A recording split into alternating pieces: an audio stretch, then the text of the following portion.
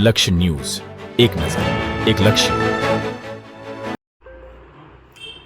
ચીન, હોંગકોંગ અને ચાઇનીઝ સાથે કનેક્શન ધરાવતા આરોપીને મહીસાગર પોલીસે પકડી પાડ્યો છે.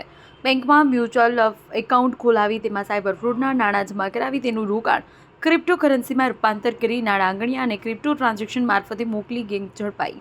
અલગ અલગ બેંક એકાઉન્ટમાં પૈસા નખાવી અલગ અલગ એટીએમ દ્વારા પૈસા ઉપાડી જે પૈસાનો ક્રિપ્ટોકરન્સીમાં રૂપાંતરિત કરી કરન્સી ચીન અને હોંગકોંગ મોકલાતી ગેંગ અમદાવાદ ખાતે હોવાની માહિતી મળતા મહીસાગર પોલીસે પકડી કાર્યવાહી કરી છે.